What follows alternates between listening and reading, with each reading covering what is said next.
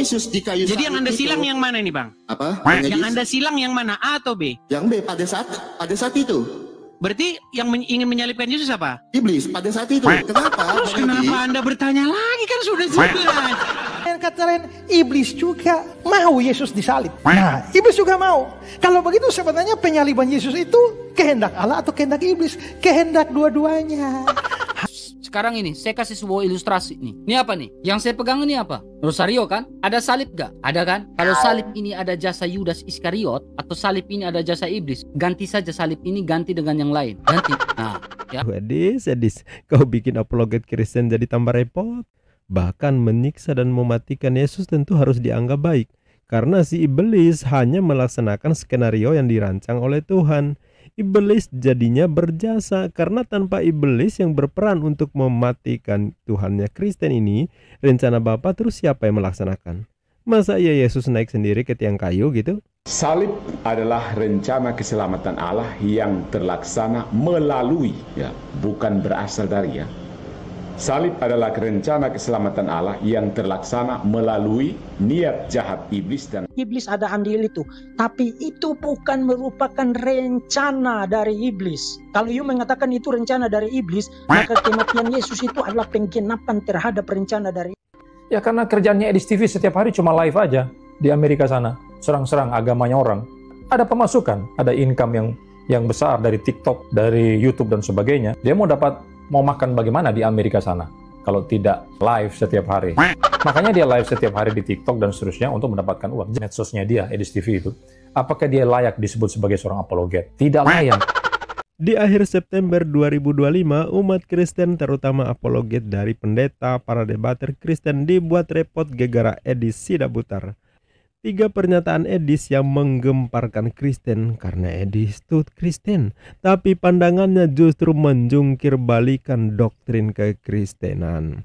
Pertama, dia mengatakan penyaliban Yesus itu rencana iblis, bahkan memberi isyarat gila bagi yang mengatakan penyaliban itu rencana Bapa, ya. Yang kedua, Edis menegaskan bahwa Yesus bukan Tuhan. Ketiga, Edis menegaskan dengan sangat lantang bahwa Yesus punya Tuhan. Gubrak. Pertanyaan terakhir buat saudaraku Kristen menyikapi derita dan kematian Tuhan kalian, Yesus Kristus. Kalian itu senang atau sedih? Ya ampun Bu, jangan begitu dong Bu, saya dengar Bu. Kenapa aku tahu Ibu, dia pakai kerudung bisa percaya Tuhan Yesus.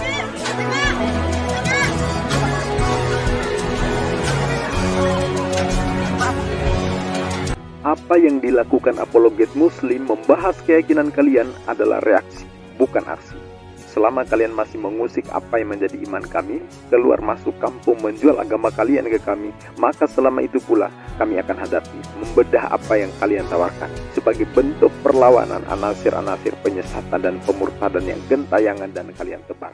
Di akhir September 2025, umat Kristen terutama apologet dari pendeta, para debater Kristen dibuat repot gegara Edis Sidabutar lewat akun kontennya Edis TV.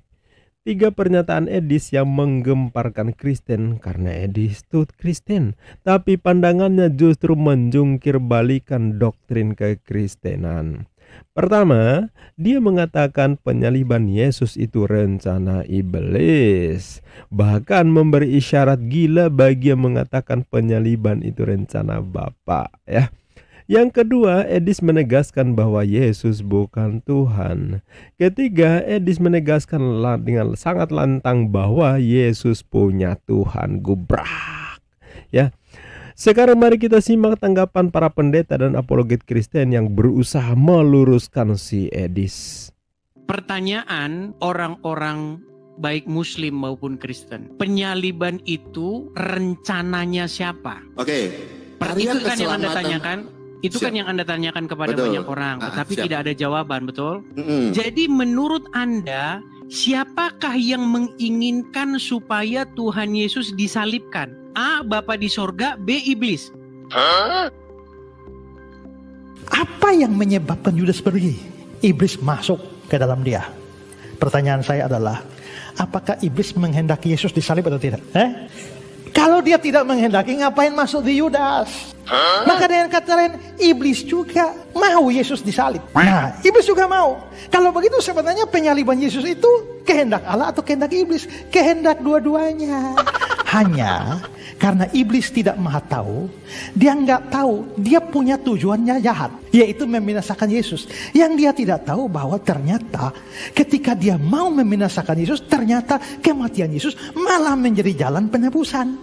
Iblis ini, Yesus ini harus dihancurkan, matikan dia supaya binasa. Bagi iblis tujuan motifnya jahat, tapi bagi Tuhan dan iblis tidak tahu ini, dengan matinya Kristus dosa ditebus. Maka dengan kata lain, begitu Kristus mati, mungkin iblis mau bersorak, tahu terjadi penebusan, dia kecolongan. Karena apa yang bagi dia harusnya mendatangkan hasil baik, ternyata justru hasil baiknya bagi Allah.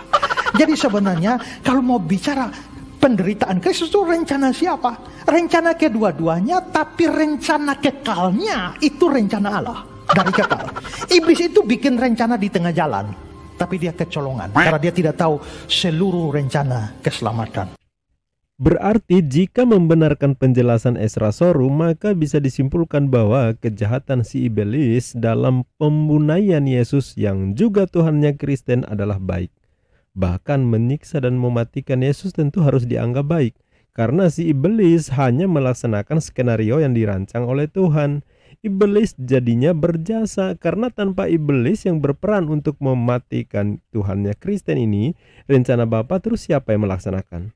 Masa iya Yesus naik sendiri ke tiang kayu gitu? Salib adalah rencana keselamatan Allah yang terlaksana melalui, bukan berasal dari. Salib adalah rencana keselamatan Allah yang terlaksana melalui niat jahat iblis dan manusia yang diizinkan Allah serta ditaklukkan ke tujuan ilahi. Berpikir logika tetapi berdasarkan data, ya. Berpikir logika sekarang ini, saya kasih sebuah ilustrasi nih. Ini apa nih? Yang saya pegang ini apa? Rosario kan? Ada salib gak? Ada kan? Kalau salib ini ada jasa Yudas Iskariot atau salib ini ada jasa iblis, ganti saja salib ini, ganti dengan yang lain. Ganti. Nah, ya, di dalam Kisah Rasul pasal 2 ayat yang ke-23. Kisah Rasul 20-23. Pertanyaan saya ulangi lagi ya. Apakah penyaliban Yesus Kristus adalah rencana dari Allah atau rencana dari iblis? Ya? Kalau saya bisa membuktikan itu adalah rencana Allah, maka kamu yang mengatakan penyaliban itu rencana dari iblis, maka silakan copot salib-salib yang ada di dalam rumah. Ya, dia yang diserahkan iblis atau diserahkan Allah? Ya, dia yang diserahkan Allah atau diserahkan iblis? Di dalam Kisah Rasul 2 ayat 23 ini, si dia ini diserahkan oleh Allah atau diserahkan oleh iblis atau diserahkan oleh Yudas? Sehingga Yudas berjasa dan sehingga iblis berjasa dalam penyaliban Yesus Kristus. Menurut maksud dan rencananya ini rencana siapa? Rencana iblis atau rencana Allah? Atau rencana Yudas? Ini siapa? Hanya baca Alkitab dengan benar. Telah kamu salibkan dan kamu bunuh oleh tangan-tangan bangsa durhaka. Ya, dia yang diserahkan Allah menurut maksud dan rencananya. Rencana Allah bukan rencana Yudas. Seolah-olah Yudas atau iblis berjasa dalam penyaliban Yesus Kristus. Ya, jelas di ayat Alkitab. Ini rencana Allah, ya. Kata Pak Ezra, penyaliban Yesus rencana iblis dan Allah. Kata Patris Allegro, rencana Allah melalui kejahatan iblis dan manusia. Kata RK, rencana Allah. Duh, Edis, kau bikin apologet Kristen jadi tambah repot. Jadi memang Bapak punya rencana, setan punya rencana. Tapi bedanya Bapak punya rencana tuh sebelum dunia dijadikan. Setan pasti setelah dunia ada, setelah dia diciptakan, bahkan setelah dia jatuh ke dalam dosa baru muncul rencana itu. Lalu dia mau melukai orang-orang percaya termasuk Yesus sendiri. Saudara yang terkasih, saya tidak mengatakan bahwa iblis tidak ada andil sama sekali. Of course, iblis ada andil. Tapi yang ingin saya katakan adalah kematian Yesus melalui penyaliban itu bukan rencana iblis secara ultimate. Dari ingat ya, Edis membuat satu klaim yang sifatnya eksklusif ya. Itu rencana iblis, bukan merupakan rencana Bapa. Jadi Bapa tidak ada urusan dengan kematian Yesus melalui penyaliban. Nah, itu adalah proposisi yang absurd dan proposisi yang bertentangan dengan Alkitab. Menurut ajaran Alkitab, tota scriptura, iblis memang punya andil Dan bukan hanya iblis secara langsung, tapi dia menggunakan kaki tangannya untuk menjadi oposisi dari Mesias dan umat Allah dan rencana Allah sepanjang sejarah, dan klimaksnya adalah kematian Yesus melalui penyaliban. Yes, iblis ada andil itu, tapi itu bukan merupakan rencana dari iblis. Kalau you mengatakan itu rencana dari iblis, maka kematian Yesus itu adalah penggenapan terhadap rencana dari. Nah, Pendeta Mel Atok maupun Deking Gadas juga mengakui peran iblis. Artinya iblis ini pelaksana, pelaku di lapangan, eksekutor utama dalam pembunaian Tuhannya Kristen di tiang kayu. Dan ini selaras dengan skenario Allah. Sekali lagi Yesus tidak naik sendiri ke salib loh ya. Maka bisa dikatakan iblis melakukan yang dimaui Allah. Halo, iblis dan Allah selaras. Luar biasa doktrin mereka ya. Apakah Tuhan dan pembangkangnya berkarya bareng melakukan kejahatan yang direstui Tuhan? Aha. Sebetulnya yang cocok dikatakan Mamon itu mungkin dirinya sendiri. Mungkin saya tidak menuduh Edis TV Mamon. Ya karena kerjaannya Edis TV setiap hari cuma live aja di Amerika sana. Serang-serang agamanya orang. Ada pemasukan, ada income yang besar dari TikTok, dari YouTube dan sebagainya. Dia mau makan bagaimana di Amerika sana kalau tidak live setiap hari. Makanya dia live setiap hari di TikTok dan seterusnya untuk mendapatkan uang. Nah, ini kan sebuah teknik pemutarbalikan fakta, Sehingga karena dia ingin eksis di dalam situasinya sekarang ini yang suka nyerang-nyerang agama orang, ya, sehingga orang terpesona, oh hebat luar biasa edisinya ini ya, lalu mereka dukunglah, memberikan uang dan sebagainya. Nah, kalau mau bicara tentang agama sebelah itu, agama Islam misalnya, Edis TV itu nggak ada apa-apanya dengan Dr. Deking Gadas. Bahkan dia bisa mempertanggungjawabkan sumber-sumbernya dari mana, literatur dari mana, dari para teolog Muslim itu sendiri. Selalu pakai data. Coba lihat Edis TV. Ada nggak dia kutip para teolog Islam? Saya memang tidak mengikuti Edis TV, tapi dari apa yang disampaikan teman-teman, dia itu beberapa kali melakukan strawman terhadap ajaran Islam. Pendeta Ezra sudah buktikan. Ada satu teks dalam Quran atau dalam hadis itu, di mana Edis TV menafsirkan tuh berlawanan dengan para teolog Islam. Pendeta Muriwale juga sudah buktikan itu. Jadi, waktu Edis TV masuk di dalam apologetika, serangan kepada Muslim, kepada Islam, dia melakukan itu dengan cara yang salah. Dia melakukan strawman falasi. Jadi, Edis TV hanya asal tuduh orang lain sebagai mamon, syirik, dan sebagainya. Dia tidak bisa berdiskusi dengan baik, loncat sana, loncat sini, jadi kotu loncat. Kemudian dia melakukan strawman kepada ajarannya umat Islam. Yang dia lakukan hanya menyerang personal. Nah, dari beberapa ciri ini yang sudah nampak jelas kita melihat di medsosnya dia, Edis TV itu, apakah dia layak disebut sebagai seorang apologet? Tidak layak. Ya. Pertanyaannya begini, siapakah yang menginginkan supaya Tuhan Yesus disalibkan? A. Bapa di sorga, B. Iblis. Maka Anda akan silang yang mana? Iblis. Pada saat itu, iblis merencanakan untuk Tuhan Yesus itu disalibkan, tetapi iblis tidak tahu dengan kematian Tuhan Yesus di kayu salib. Jadi yang Anda silang yang mana ini, Bang? Apa? Yang Anda silang yang mana? A atau B? Yang B pada saat itu. Berarti yang ingin menyalibkan Yesus apa? Iblis pada saat itu. Kenapa? Terus kenapa Anda bertanya lagi, kan sudah jelas.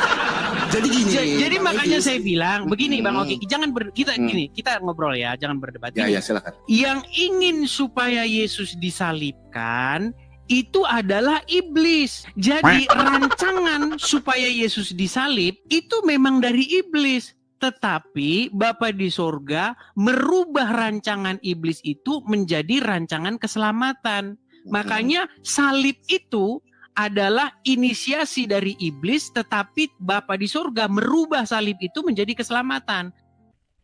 Jadi antara pernyataan Edis dan para pendeta sebenarnya ada kesamaan, yaitu iblis yang merancang untuk mencelakai Tuhannya Kristen ini. Hanya saja menurut pendeta, iblis dari sisi kejahatan, sementara Allah dari sisi keselamatan yang dirancang sejak semula. Persoalannya adalah dari sisi logika kita sebagai orang berakal, bisa dipahami bahwa Tuhan yang merencanakan kematiannya sendiri jika Tuhan itu esa. atau Allah Bapa mengutus putranya untuk misi tumbal penebusan dosa yang dalam bahasa mereka menjalankan karya keselamatan.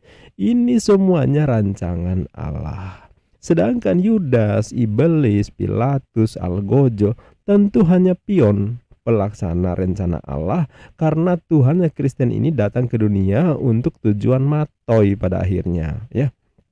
Yang jadi pertanyaan, Yudas, Iblis, Pilatus, dan Algojo ini melakukan dosa atau melakukan misi suci? Mereka masuk surga karena menggenapi skenario atau keselarasan dengan kehendak Tuhan, atau masuk neraka karena membangkang dari larangan Tuhan dalam kitab Taurat, jangan membunuh. Siapa yang bisa menjawab coba? Ya. Pertanyaan berikutnya, mungkinkah Tuhan yang melarang membunuh di satu sisi tapi membuat skenario pembunuhan di sisi yang lain hanya untuk menghapus dosa? Padahal yang dibunuh adalah Tuhan itu sendiri. Ada yang bisa jawab? Pertanyaan berikutnya, jika Yesus adalah Tuhan, sedangkan Tuhan itu Esa, maka yang Maha Pencipta dan yang mati digebukin Algojo adalah subjek yang sama, hanya perannya saja yang berbeda. Mungkinkah Tuhan yang Maha Kuasa itu melakukan bundir, datang ke dunia untuk matoi? Kan bundir namanya. Pertanyaan terakhir buat saudaraku Kristen menyikapi derita dan kematian Tuhan kalian Yesus Kristus. Kalian itu senang atau sedih?